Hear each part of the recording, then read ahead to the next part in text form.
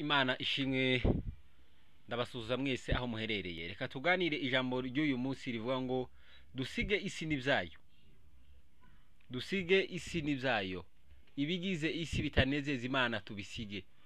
Abagize isi batanezeza Imana tubasige. Dutumbire Yesu Kristo wenyine kuko turi mu urugendo rugana Isiyoni. Ko turaharanira kugira ngo tubashe gusingira ikamba twategurijwe n'umukiranutsi wacu, umukiranutsi wo kwizera ari we Yesu Kristo. Reka dusome Abaheburayo isura 11 umurongo wa 13 tugarukire kwa 16. Haravuga ngo abo bose bapfuye bakizera batarahabwa ibyasezeranijwe, ahubwo babiroraga biri kure cyane bakabyishimira, bakavuga ko ari abashitsi n'abimukira muri iyi si. Abavuga batyo baba berekana yuko bashaka gakondo.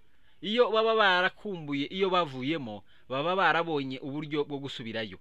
Ariko noneho barashaka gakondo irusha ico gihugu kubakiza ariyo yo mwijuru. Nico gituma Imana idakorwa n'isoni zo kwitwa Imana yabo, kuko yabiteguriye umudugudu. Amen. Imana ishimwe cyane. Abana bamaze gusiga isi, abana bamaze kugenda, abana bamaze kugera ku mwisho urugendo. Ariko uyu munsi turavuga kuri twebwe tugikomeje urugendo. Turavuga kuri twebwe tukikizera, tugiharanira kuzahabwa ibyasezeranijwe. Twebwe tukigwana n'isi n'umubiri ndetse na Satani. Imana nishimwe cyane. Ese natwe twasize isi, turiko turareba ibyasezeranijwe, akaba byo dutumbira kandi tukabikumbura, bikaba byotuma tuvuga ngo turabashitsi n'abimukira muri iyi si. Kandi iyo umuntu ari umushyitsi mu nzu ntaba afite agahusha ko gukora kuri buri kintu icyo ari cyo cyose, kuko n'umushyitsi ntiyemerewe kugira ahantu namwe agera atabiherewe uburenganzira. Natwe rero turi abashitsi n'abimukira muri iyi si. Hari ibintu bimwe tutagomba gukoraho kuko ibyo si ibyacu, ibyo ni iby'abisi. Twebwe turi abashitsi. Imana nishimwe cyane.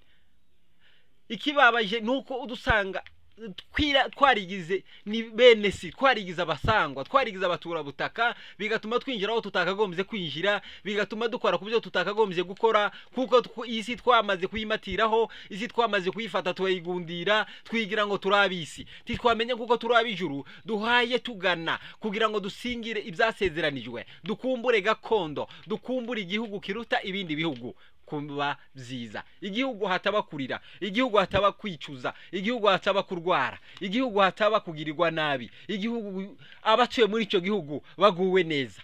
Haleluya Yesu. Abatuye muri icyo gihugu baguwe neza. Kandi rero bene data, mureke natwe duharanire, tugire inyota, tugware umunezero wo mwijuru, biduheze kwiyubara no kwirinda cyane, bitume tureba cyane biri mwijuru ku Mana. Aba ari byo dutumbira, aba ari byo dukwifuza, aba ari byo dukumbura.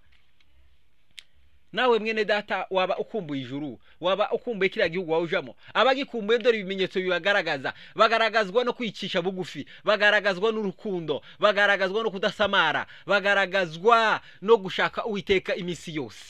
Abo nabakumbuye gakondo iruta iyo batuyemo kuba nziza, bagasiga iyi si kandi bakiyirimo. Niyo mpamvu Paulo yabivuze ngo aravuga ngo nubwo dutuye mu isi ariko ntabo tukiri abisi, twebwe turabijuru, kuko identite yacu ni y'abana bijuru.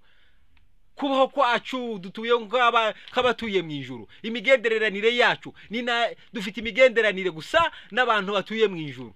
Imana nishimwe cyane. Yesu ashimwe cyane. Bigatuma bavuga ngo nabashitsi n'abimukira, ibo ntabwo bakiri abisi. Bigatuma tuvuga ngo turi abashitsi, turi abimukira, ntabwo tukiri abana bisi. Kandi abavuga batyo baba berekana yuko bakunda gakondo. Abashaka Imana baba berekana ko bakunda gakondo. Abaharanira ibyo mu ijuru baba berekana ko bakunda gakondo. Abitondera ijambo ry'Imana, abakunda iby'Imana, abo baba berekana yuko bakunda gakondo kandi bayiharanira koko. Kandi umunsi umwe tuzayibamo, ibitari iby'amagambo, bitari ibyo kwishusha. Umunsi umwe tuzaba muri iyo gakondo twakoreye, muri iyo gakondo twasezeranijwe n'Imana.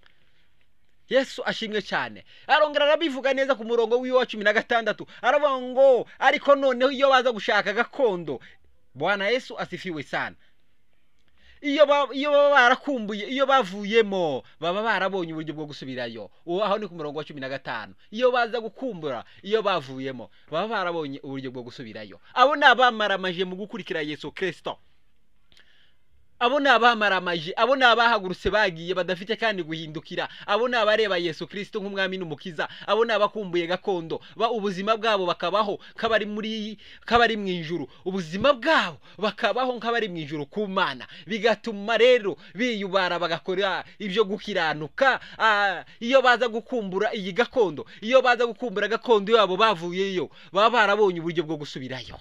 Iyo baza gukumbura ibyaha, baba barabonye uburyo nk'uko baracyari mu isi. Iyo baza gukumbura ubuhemu, baba barabonye uburyo kuko baracyari mu isi. Iyo baza gukumbura ubujura, baba barabonye uburyo kuko bakiri mu isi. Ese nshuti yanjye, wowe ntiwabwikumbura ibyaha, ntiwabwikumbura ubuhemu, ntiwabwikumbura ibyangwa n'Uwiteka, kandi warahagurutse, warafashe urugendo ugakurikira Yesu Kristo, wamara kugera imbere ugakumbura. Ngicyo ikibazo nyamukuru. Abakristo benshi dusigaye duhaguruka tukagenda, tugashaka Uwiteka. Twamara kugenda turi mu nzira tugakumbura, tukamera nka wa wundi wahindukiye, abahinduka inkingi y'umunyu. Imana nishimwe cyane. Ese twebwe ntitwaba tudukumbura tugasubirayo? Ntitwaba tudukumbura gakondo twavuyemo, gakondo y'amarira, gakondo y'urugambo, gakondo y'ibyangwa n'Uwiteka, gakondo y'uburozi, gakondo y'ibindi n'ibindi byose ntavuze. Iyo gakondo ntitwaba tuza tuyikumbura bigatuma dusubirayo, Uwiteka ntatwishimire. Imana nishimwe cyane. Ariko wowe mwene data wahagurutse, wewe wahagurutse utareba imbere, utareba inyuma no ku ruhande, wewe wahagurutse utumbira Yesu Kristo, wewe wiyemeje gusiga ibyawe byose kubwa Yesu Kristo, hahiriwe wewe, kuko wa munsi uzataha mu gihugu cy'Isiyoni, uzataha mu gihugu cy'abera. Imana nishimwe cyane. Pawulo aje kwandikira Abafilipi kuri 3 no 18, aravuga ngo ariko hariho benshi bagenda ukundi, abona babwiye kera, kandi n'uyu munsi ndimo ndababwira ndiko ndira, kuko abona abanzi b'umusaraba. Imana zabo ninda, abo ntibumvira Imana, abona abanzi b'umusaraba.